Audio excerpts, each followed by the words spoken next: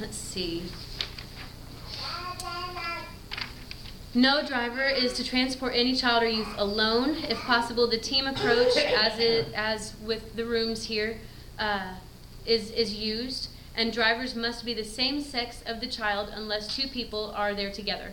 If that is not possible, written permission of the parent and notification of the group leader is required. Drivers who transport passengers under the age of 18 must be qualified under the Safe Sanctuary program, which you are all about to be. While the vehicle is in motion, the use of cell phones or other personal electronic devices and eating are prohibited. Drivers may not drive longer than 4 continuous hours without a break, which shouldn't be a problem because if you're carrying kids, you probably have to stop at least once every hour and a half to go to the bathroom. So, whenever possible, passengers are to load or unload through the side passenger doors and on the curbside only. There we go. Let's see, procedures for children and youth for overnight activities.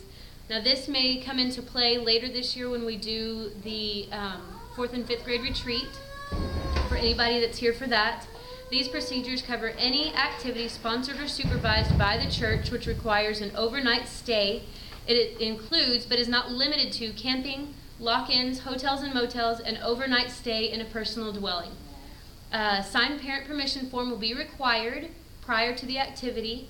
They will be collected and approved by the group leader prior to the activity. And following the activity, the forms will be given back to the director. We keep it for our records forever and ever. Any overnight activity requires the prior approval of the appropriate director. Any overnight activity requires that both the host family and the guest family sign permission forms and agree with the rules of conduct required on such activities. That's for if you go, if there's an event at somebody's house that the whole children's ministry or even just a class is invited to. Rules of conduct. All persons are to abide by the procedures of the Safe Sanctuary policy, including the team approach. None of the children or youth will be allowed away from the designated overnight area without prior permission of the group leader and the signed permission form from their parents. No child or youth is allowed to be left alone in a room except for the bathroom. No couple of the opposite sex is to be left unsupervised. Separate sleeping areas will be provided for members of the opposite sex. And finally, in hotels and motels and personal dwellings, a minimum of 3 youth to each room, with 4 being preferred. Properly trained workers or approved parents will provide adequate and appropriate supervision. Again, a lot of that doesn't apply to us. A lot of that goes more for the youth, middle school, and high school age, except when it comes to the 4th and 5th grade retreat. Okay, now we get into what actually is considered abuse. This is what you want to watch out for in your classrooms, and it may not even be anything that happens. Most likely it's not going to be anything that happens in your classroom or here at church. It's going to be things that you hear the kids talking about or see them acting a certain way that looks suspicious, that would kind of cue in your mind that maybe this is not exactly right. So physical abuse. Physical injury that results in substantial harm to a child or a genuine threat of substantial harm from physical injury to a child, including an injury that is at variance with the history or explanation given and excluding an accident or reasonable discipline by a parent, guardian, or conservator that does not expose the child to a substantial risk of harm. Okay, all that to say, like we were saying earlier, toddlers have accidents. They fall down all the time. Preschoolers are rough. They push each other. They pull each other's hair. That's not necessarily physical abuse. A kid talking about getting spankings at home is not necessarily physical abuse. It has to be more than what would be expected, more than an accident for sure. No kid likes getting their hair pulled. No kid likes getting spankings, but just because they get spankings doesn't mean it's abuse. Okay, so just keep that in mind. What you're looking for is something that seems over and above what would be a normal level of discipline or punishment for whatever it was. Neglectful supervision. Placing a child in or failing to remove the child from a situation that reasonable persons would realize requires judgment or actions beyond the child's level of maturity, physical condition, or mental abilities, and that results in bodily injury or substantial risk of immediate harm to the child. Also, placing a child in or failing to remove a child from a situation in which the child would be exposed to substantial risk of sexual conduct harmful to the child. So it's neglect. It's not protecting them just in case. It's not that anything has happened, but it could happen, and it could be very dangerous if it did happen. Sexual abuse. Sexual conduct harmful to a child's mental, emotional, or physical welfare. Failure to make a reasonable effort to prevent sexual conduct harmful to a child. Compelling or encouraging the child to engage in sexual conduct as defined by Section 43.01 of the Texas Penal Code.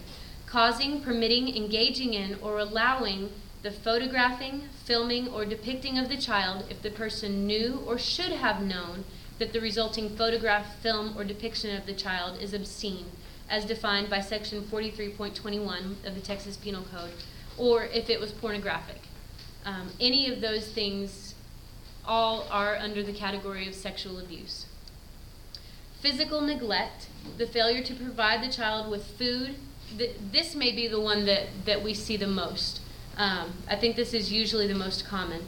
The failure to provide the child with food, clothing, or shelter necessary to sustain the life or health of the child, excluding failure caused primarily by financial inability unless relief services have been offered and refused. So it's not just that, they wear the same clothes every week because, they don't own any other nice clothes to wear to church.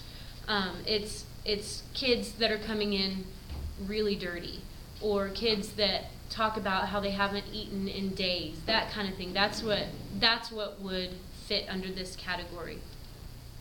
Medical neglect, the failure to seek, obtain, or follow through with medical care for the child, with the failure resulting in or presenting a substantial risk of death, disfigurement, bodily injury, or with the failure resulting in an observable and material impairment to the growth, development, or function of the child.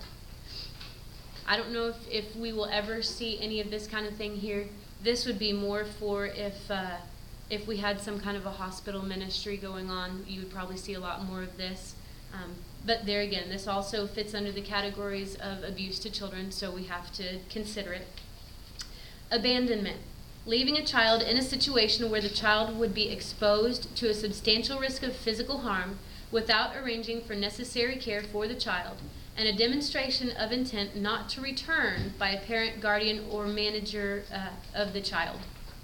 So if, on Sundays, if a parent doesn't show up, and they still don't show up, and they still don't show up, and everybody else has come and checked out, and nobody else is here, that would obviously be a time to report something to somebody, or, call the police and see if they can figure out where this kid's parents are.